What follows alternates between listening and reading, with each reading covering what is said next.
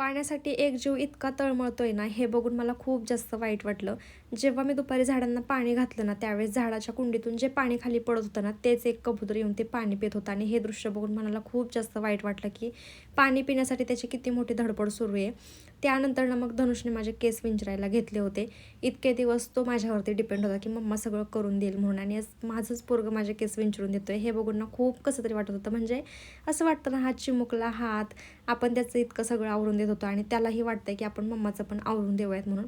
म्हणजे लहान मुलांनाही अशी सवय असतेच, म्हणजे मोठ्यांचं थोडं का होईना काम करून द्यायचं. दिवस ना दिवस गेला आणि मी संध्याकाळी दळण करायला घेतले. म्हणजे मला अचानक आठवलं की गव्हाचं पीठ संपलंय म्हणून. आणि पहिल्यांदाच असं झालं की सगळं दळण संपल्यानंतर ना मला आठवण झाली की आपल्याकडे गव्हाचं पीठ नाही आहे म्हणून. म्हणून एवढा मोठा सगळा राडा पसारा काढून दळण केलं आणि ते दळायला टाकलं.